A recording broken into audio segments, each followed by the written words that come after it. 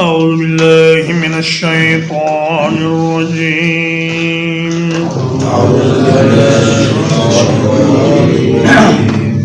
فإذا قرأت القرآن تو جب آپ قرآن مجید پڑھیں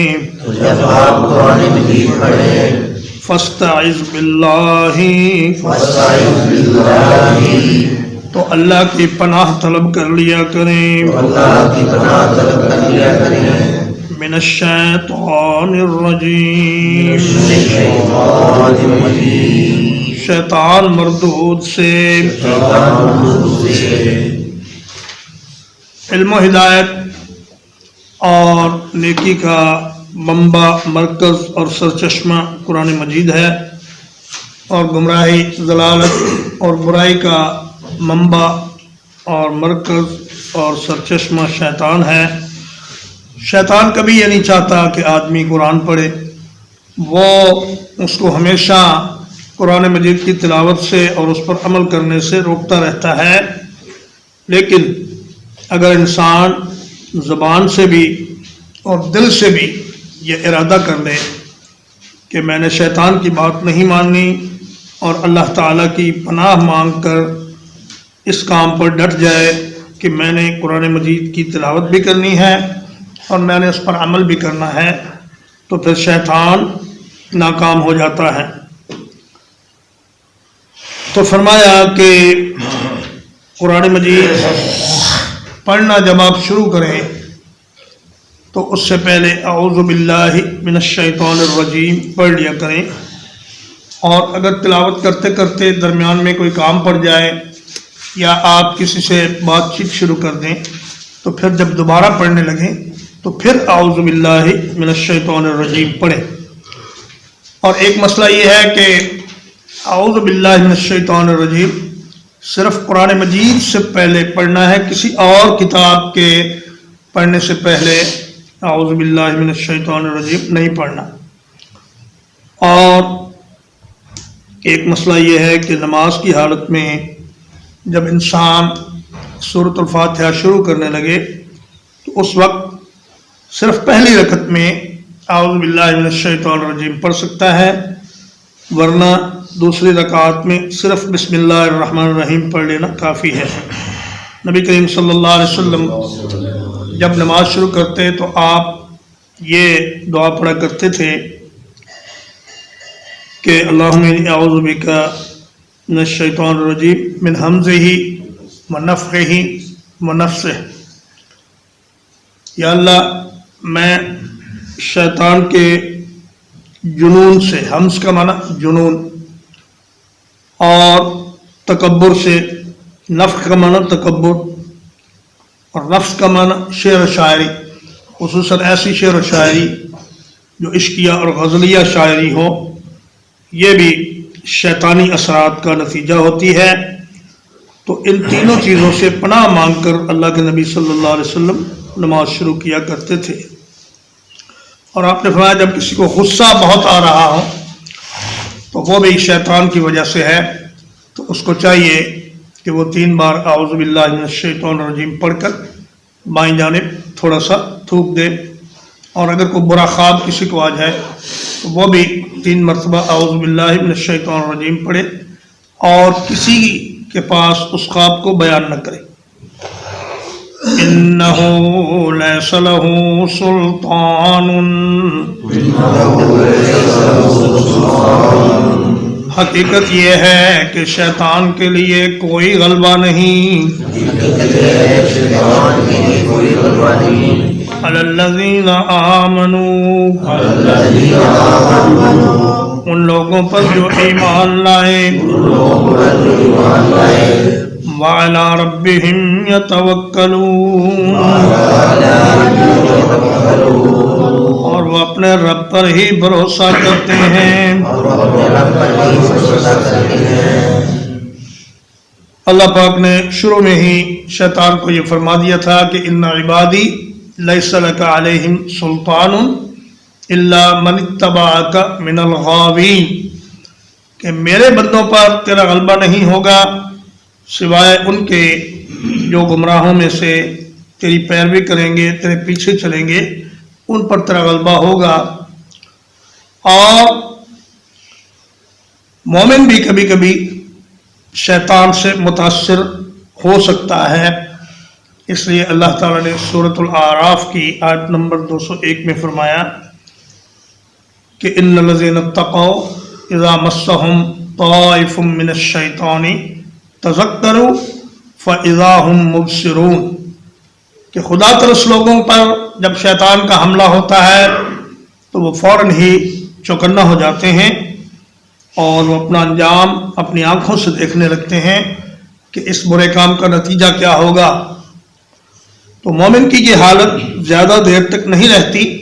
اگر کبھی شیطان اس پر حملہ کرے بھی تو وہ جلد ہی ہوشیار اور چوکنا ہو جاتا ہے اور شیطان کو اس کے برے خیال کو جھٹک دیتا ہے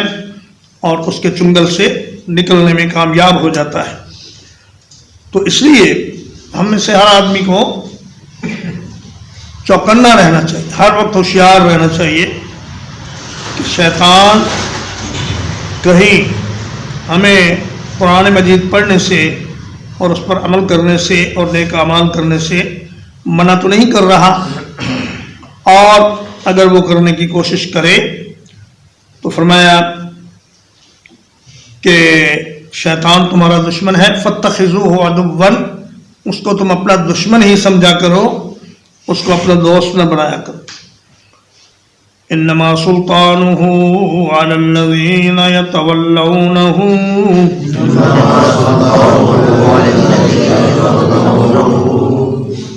شیطان کا غلبہ صرف ان لوگوں پر ہوتا ہے جو اس کو اپنا دوست بناتے ہیں۔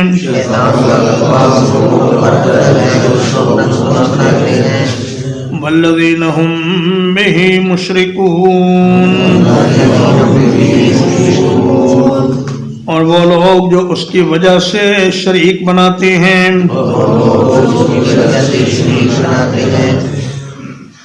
فرمایا ایک آدمی دوستی شیطان سے رکھے اور پھر یہ چاہے کہ میں نیکی کے راستے پہ لگ جاؤں تو یہ ہو نہیں سکتا۔ یہ ایسا ہی ہے جیسا کوئی آدمی توپ کے سامنے جا کر کھڑا ہو جائے اور کسی اوٹ کے بغیر یہ سمجھے کہ میں توپ کے گولے سے محفوظ رہوں گا۔ جب انسان شیطان کو اور شیطان نما انسانوں کو اپنا دوست بنائے گا، انہی میں اٹھے بیٹھے گا، انہی کے ساتھ بات چیت کرے گا، انہی کے ساتھ فضول گیمیں کھیلے گا، تو پھر خطرہ ہے کہ وہ خود بھی شیطان کے حملے کا شکار ہو جائیں۔ اور جو لوگ شیطان کو اپنا دوست بناتے ہیں پھر اسی کی وجہ سے وہ شرک بھی کرنے لگ جاتے ہیں۔ وَإِذَا بَدَّلْنَا آیَةً مَّكَانَ آیَةٍ،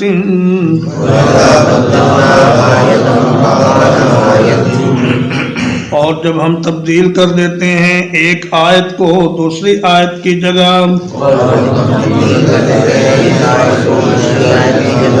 واللہ اعلم بما ينزل، اور اللہ تعالیٰ زیادہ بہتر جانتا ہے جو کچھ وہ اتارتا ہے۔ قالوا انما انت مفتر، تو کہتے ہیں کہ تم تو صرف ایک جھوٹ گھڑنے والے ہو۔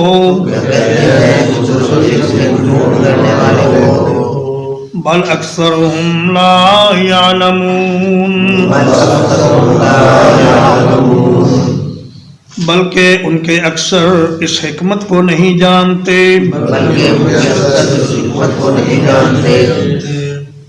فرمایا کہ قرآن مجید میں نسخ کا ہونا یہ اللہ کی ایک خاص حکمت اور مصلحت کے تحت ہوتا ہے، اور اللہ پاک جب ایک آیت کو منسوخ کر کے اس کی جگہ دوسری آیت لاتے ہیں تو وہ اس جیسی ہوتی ہے یا اس سے بہتر ہوتی ہے۔ ما ننسخ من آیت او ننسها نأتی بخیر منها، اے میرے پیارے حبیب، جب ہم کسی آیت کو منسوخ کرتے ہیں یا وہ ہم آپ کو بھلا دیتے ہیں تو ہم اس سے بہتر آیت لے آتے ہیں۔ قرآن مجید میں نسخ کی کئی ایک مثالیں ہیں، جیسے پہلے بیت المقدس کو قبلہ بنانے کا حکم تھا، پھر بیت اللہ شریف کو قبلہ بنانے کا حکم ہوا، یا جیسے پہلے رمضان میں رات کو عورتوں سے جماع کرنے کی ممانعت تھی اور پھر فرمایا کہ فالآن باشروہن، اب تم رات کے وقت اپنی بیویوں سے مباشرت کر سکتے ہو، یا جیسے پہلے فرمایا کہ قم اللیل الا قلیلا نصفہ او انقص منہ قلیلا او زد علیہ، اے میرے نبی آدھی رات یا آدھی رات سے کچھ کم یا آدھی رات سے کچھ زیادہ آپ تہجد کی نماز پڑھا کریں۔ لیکن پھر فرمایا کہ علم ان لن تحصوہ فتاب علیکم فاقرؤوا ما تیسر من القرآن، فرمایا کہ اللہ کو معلوم ہے کہ تم اتنا زیادہ کھڑا نہیں ہو سکتے، تو اب اللہ نے تم پر مہربانی فرمائی اور تمہیں اجازت دی کہ تم جتنا بھی آسانی سے تہجد میں قرآن مجید پڑھ سکتے ہو وہ پڑھ لیا کرو۔ تو فرمایا کہ جب ہم تبدیلی کرتے ہیں تو کافر یہ کہتے ہیں کہ دیکھو جی، اگر یہ اللہ کی طرف سے کلام ہوتا تو اس میں تبدیلی کیوں ہوتی؟ کیا اللہ کو پہلے معلوم نہیں تھا، بعد میں معلوم ہوا تو نیا حکم جاری کیا؟ فرمایا بات یہ نہیں ہے، بلکہ بات یہ ہے کہ جس طرح ڈاکٹر ایک مریض کی ایک حالت کے پیش نظر ایک نسخہ تجویز کرتا ہے اور ڈاکٹر کو پتہ ہوتا ہے کہ اس کی حالت بدلے گی تو پھر دوسرا نسخہ اس کو دینا ہوگا، اسی طرح اللہ تبارک و تعالی حالات کے مطابق احکام نازل فرماتا ہے، اور کائنات کا سارا نظام ہی نسخ کی عملی تصویر ہے۔ دن کے بعد رات ہے، رات کے بعد دن ہے، صحت کے بعد بیماری ہے، بیماری کے بعد صحت ہے، اور اسی طرح موسموں کا تغیر ہے، کبھی گرمی ہے، کبھی سردی ہے، کبھی بہار ہے، کبھی خزاں ہے۔ تو یہ ساری صورتیں تبدیلی اور نسخ کی ہیں، اور قرآن مجید میں بھی اسی طرح اللہ تبارک و تعالی حالات کے اعتبار سے اپنے احکام میں تبدیلی فرماتا رہتا ہے۔ تو فرمایا بل اکثرہم لا یعلمون، اکثر لوگ اس نسخ کی حکمت کو نہیں سمجھتے، اس لیے وہ اپنی جہالت سے نسخ پر اعتراض کرتے ہیں۔ قل نزلہ روح القدس، کہہ دیجئے اسے تھوڑا تھوڑا کر کے اتارا ہے جبریل امین نے، من ربک بالحق، آپ کے رب کی طرف سے حق کے ساتھ، لیثبت الذین آمنوا، تاکہ وہ ثابت قدم رکھے ایمان والوں کو، وہدی وبشریٰ للمسلمین، اور یہ ہدایت ہو اور خوشخبری ہو فرما برداروں کے لیے۔ انزلہ کا معنی ہوتا ہے اتارنا، اور نزلہ کا معنی ہوتا ہے تھوڑا تھوڑا کر کے اتارنا۔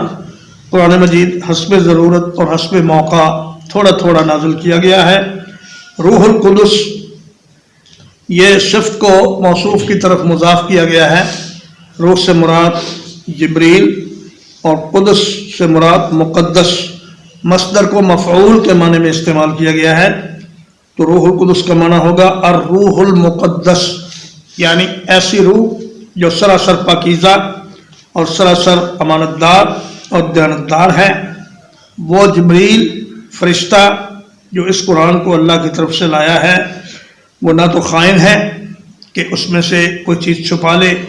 اور نہ اس میں کوئی تبدیلی کرتا ہے کہ اللہ کے حکم میں اپنی طرف سے کوئی چیز داخل کر دے، اور نہ ہی وہ اس میں کمی اور بیشی کرتا ہے۔ وہ جیسا اس کو حکم ہوتا ہے،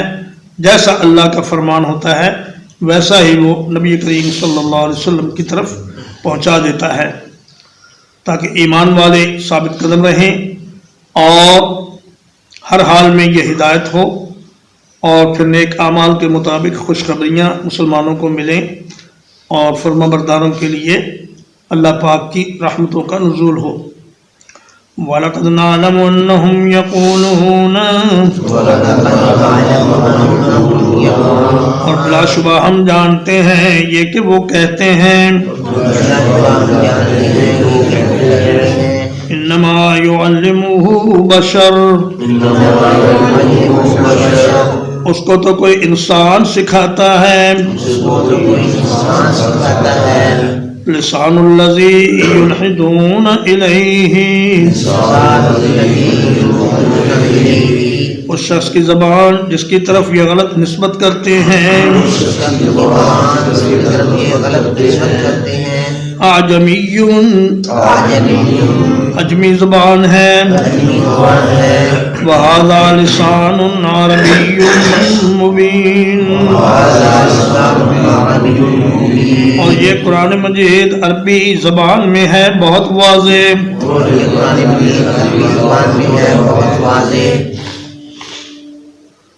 حضرت عبداللہ الحضرمی بیان کرتے ہیں کہ ہمارے دو غلام تھے ایک کا نام یسار تھا اور ایک کا نام جبر تھا یہ دونوں عیسائی تھے وہ اپنے مذہب کی کوئی کتاب پڑھا کرتے تھے تو نبی کریم صلی اللہ علیہ وسلم جب ان کے ہاں سے گزرتے تو تھوڑی دیر ان کے پاس ٹھہر جاتے اور دیکھتے کہ یہ کیا پڑھ رہے ہیں تو کفار نے آپ صلی اللہ علیہ وسلم کے اس ٹھہرنے کو آپ پر بہتان تراشی کا اور الزام تراشی کا ذریعہ بنا لیا اور کہا کہ یہ تو انہی سے سیکھ کر آتے ہیں اور ہمارے سامنے بیان کر دیتے ہیں فرمایا جس آدمی کے بارے میں تم یہ الزام لگا رہے ہو اس کی زبان تو اجمی ہے وہ تو عربی جانتا ہی نہیں اور یہ قرآن مجید واضح اور فصیح اور بلیغ عربی زبان میں ہے لہذا تمہارا الزام سراسر غلط ہے ترجمہ ایک بار فَإِذَا قَرَأْتَ الْقُرْآنَ پس جب آپ قرآن مجید کی تلاوت کریں فَاسْتَعِذْ بِاللَّهِ تو اللہ سے پناہ طلب کر لیا کریں من الشیطان الرجیم شیطان مردود سے انہ لیس لہ سلطان حقیقت یہ ہے کہ اس کے لیے کوئی غلبہ نہیں علی الذین آمنوا ان لوگوں پر جو ایمان لائے وعلی ربہم یتوکلون اور وہ اپنے رب پر ہی بھروسہ کرتے ہیں انما سلطانہ اس کا غلبہ تو صرف انہی پر ہے علی الذین یتولونہ ان لوگوں پر جو اس کو اپنا دوست بناتے ہیں والذین ہم بہ مشرکون اور وہ لوگ جو اس کی وجہ سے شرک کرتے ہیں وَإِذَا بَدَّلْنَا آیَةً مَكَانَ آیَةٍ اور جب ہم تبدیل کرتے ہیں کسی آیت کو دوسری آیت کی جگہ اللہ اعلم بما ينزل اور اللہ زیادہ جانتا ہے اس چیز کو جسے وہ نازل کرتا ہے قالوا انما انت مفتر کہتے ہیں کہ آپ تو صرف ایک جھوٹ گڑنے والے ہیں بل اکثرهم لا يعلمون بلکہ ان کی اکثریت اس حکمت کو نہیں جانتی قل نزلہ روح القدس کہہ دیجئے اس قرآن کو اتارا ہے ایک پاکیزہ روح نے من ربک بالحق، آپ کے رب کی طرف سے حق کے ساتھ، لیثبت الذین آمنوا، تاکہ وہ ثابت قدم رکھے ایمان والوں کو، وَهُدًى وَبُشْرَىٰ لِلْمُسْلِمِينَ، اور یہ قرآن ہدایت ہو اور خوشخبری ہو فرما برداروں کے لیے، وَلَقَدْ نَعْلَمُ، اور بلا شبہ یقیناً ہم جانتے ہیں، انہم یقولون،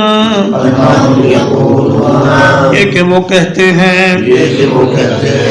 انما یعلمہ بشر، اس کو تو صرف ایک انسان سکھاتا ہے، لسان الذی یلحدون الیہ، اس شخص کی زبان جس کی طرف غلط نسبت کرتے ہیں، اعجمی، اجمی ہے، وَهَذَا لِسَانٌ عَرَبِيٌّ مُبِينٌ،